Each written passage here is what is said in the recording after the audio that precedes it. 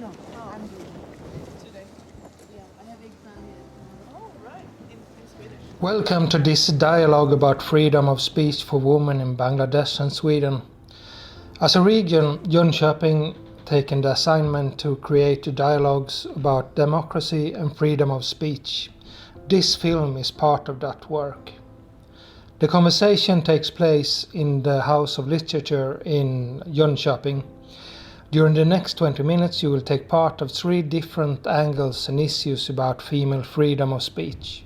From Supriti Dar, guest writer in Norrköping, Johanna Andersson, freelancing reporter at Jönköpings-Posten, and Anisar Rahman, former guest writer in Uppsala.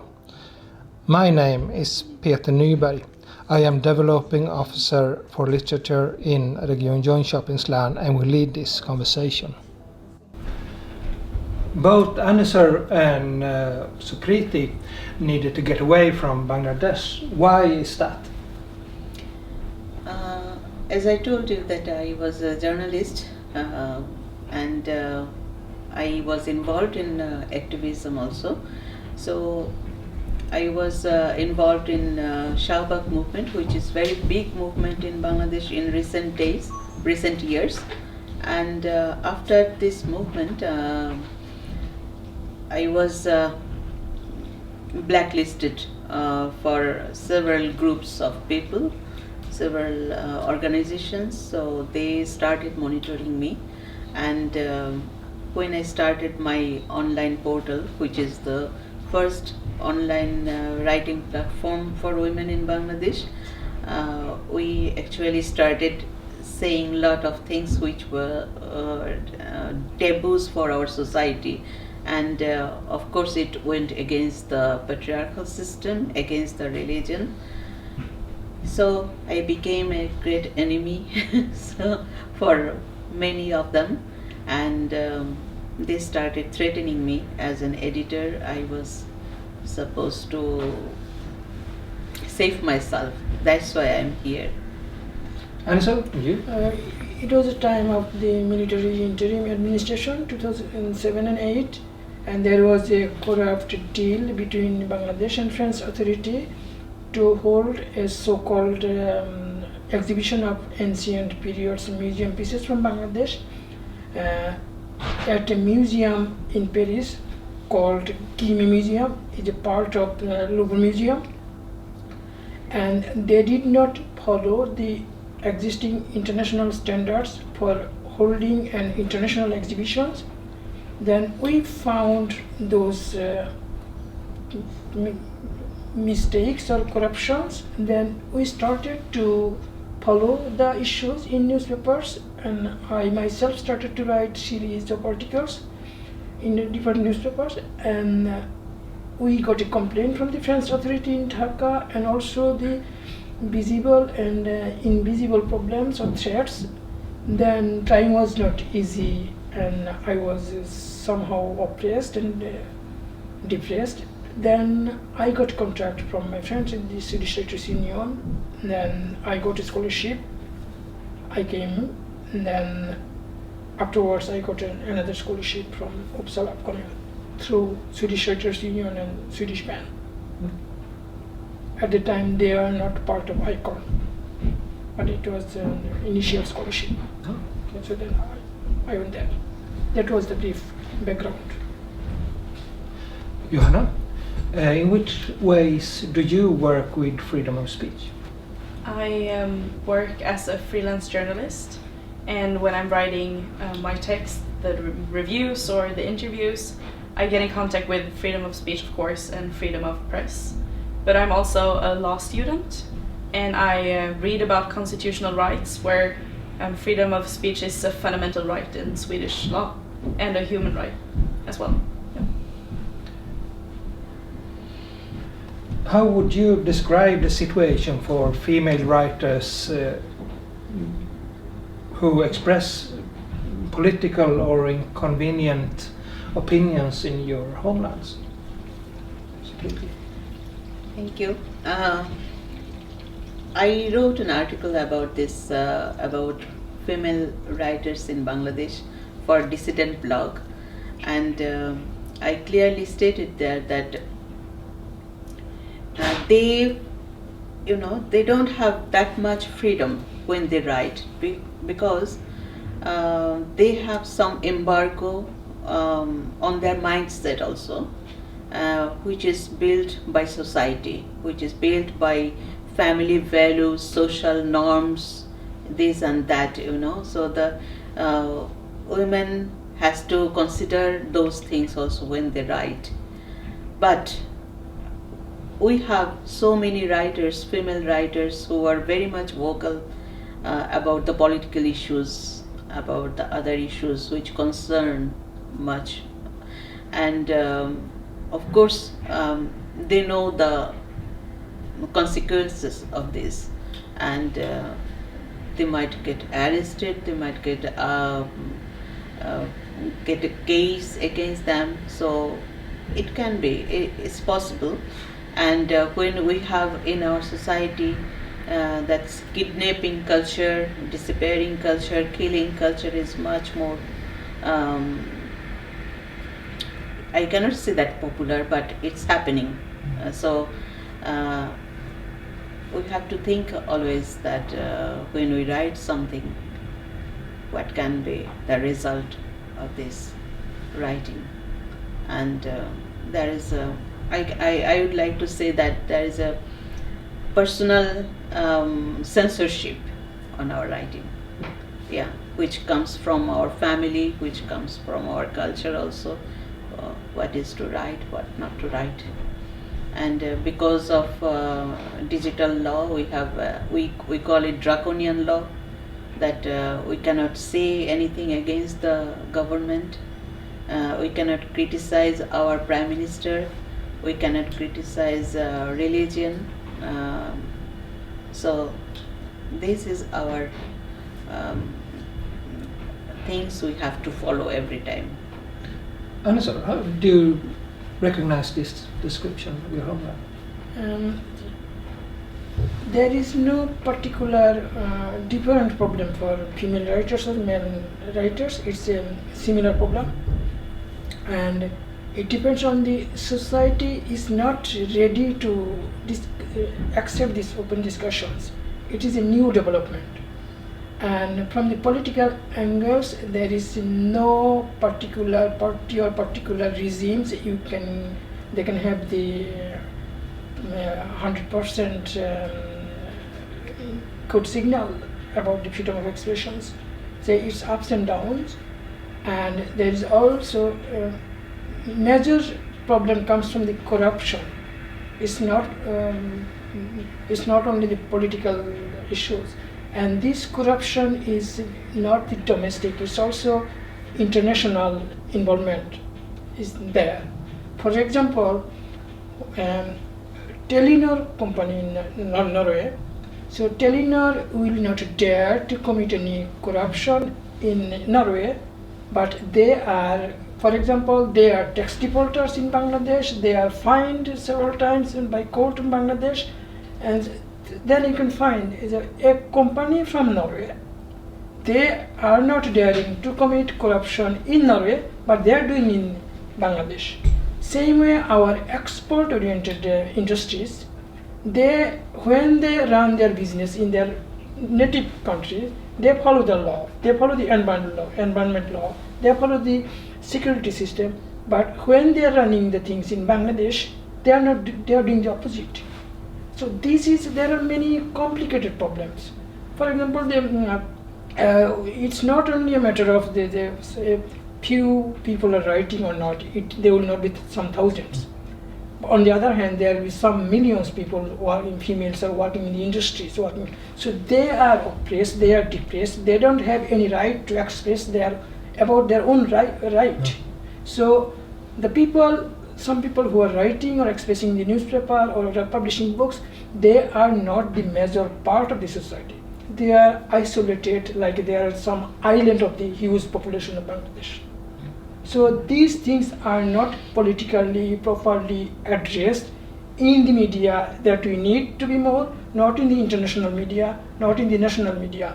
And I am very much dissatisfied with the role or racial role of the international media. they profile newly independent countries very racial way. Johanna, if you compare the situation in Sweden for female writers with the situation that is described for you, what do you think? Of course, the situation in Sweden is different, as you know, from what you tell me.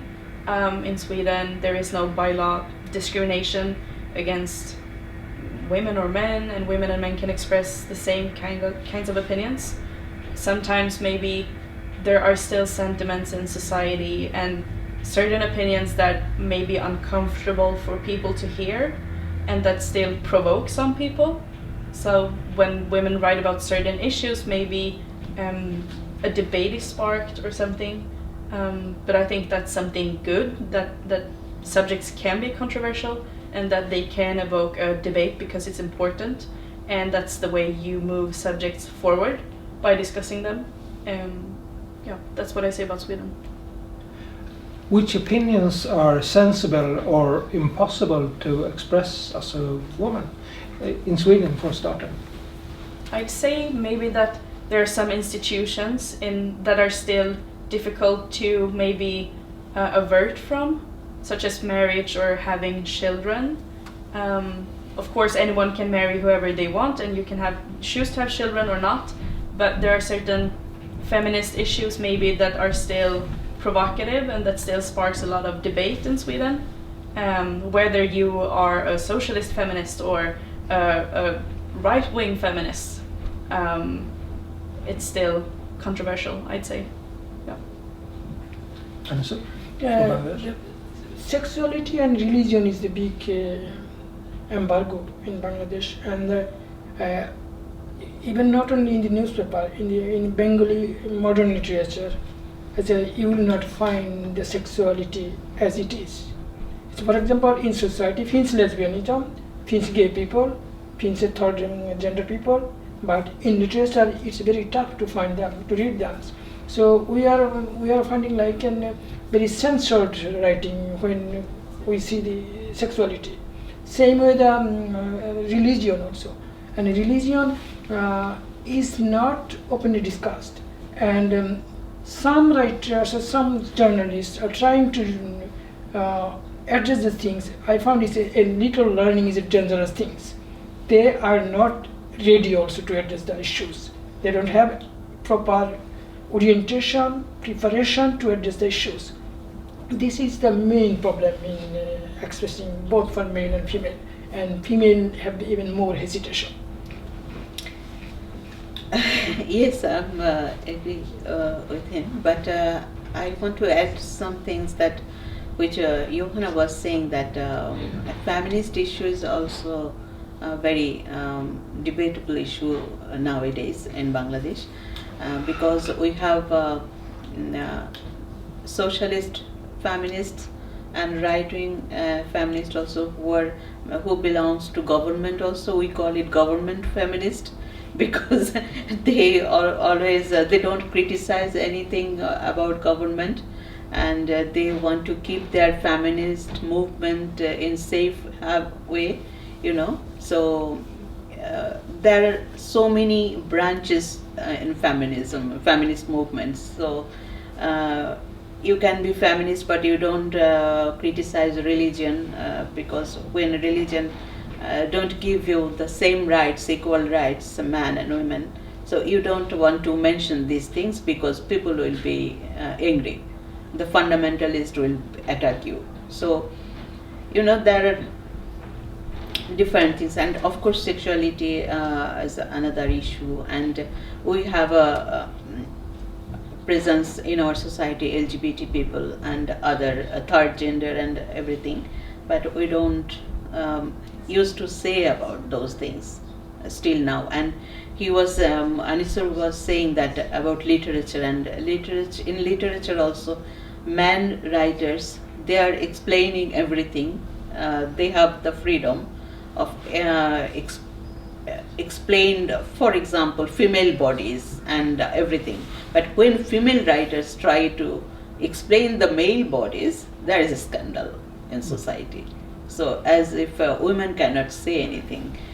I can give a small example. Taslima Nasrin wanted to bring those issues in her writings, and she criticized religion also, and she was forced to leave the country. So it's the fate. And so no one women are not dare enough to take this step. Of course, when they write, they have self-censorship, what they want to write, and they have censorship from their family. You cannot write those things. And one of my friends, she is a very popular writer, she was saying that her father always direct her not to write these things, not to write those things. So she doesn't have any freedom of writing. She's a writer, but she cannot write it as she wants. Do you feel the freedom to write whatever you want now when you live in Sweden? I more or less feel freedom. I always was like that in Bangladesh also. That's why I am here.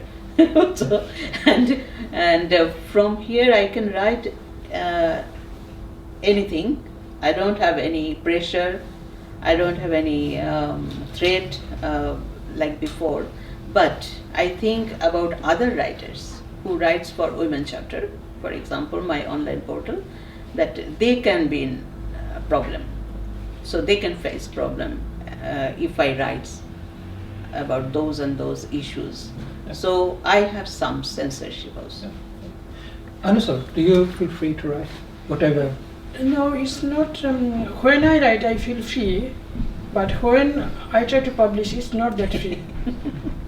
And about the women issues or the sexuality, there are two writers who address the very neutral way the sexuality, even having many problems. For example, Ahmad Safa and Humayun Azad, two great writers.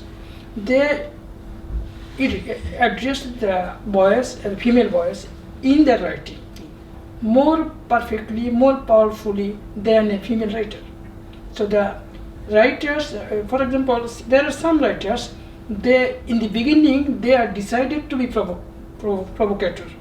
So that's the problem. So as I need to repeat it, like a little learning is a dangerous thing. They start to provoke the society, provoke the powers without proper preparation. The preparation, I mean the capacity of writing, competence of writing. Those two writers, they have very powerful expression. For example, one novel is called Half Ishwar, Half God and Half Human Being. So there is a central figure is a female. And this is a very feministic, powerful writing in Bengali literature. And there is also history. Our modern Bengali literature is a history of 1,000 years. Our first female poet writer emerged in 16th century, not 400 years, less than 400 years. After that, we have one modern writer. She came in 19th century, Rukia Sakawat Hussain. So there is a long backward, but I am positive and optimistic. When I see the writings, both female writers and male writers now, I sometimes see some female writers even writing better than the male writers. So there is a positive signal. Joanna, do you feel the freedom to express yourself in any way in Sweden? I do, yeah. I feel like I can write whatever I want and I can choose what kind of writer or journalist I want to be. And I really I appreciate that I'm free as a young writer to decide what kind of subjects and writing style and opinions that I want to express. And with that, I want to thank you for this discussion about Bengali in Sweden. Thank you so much.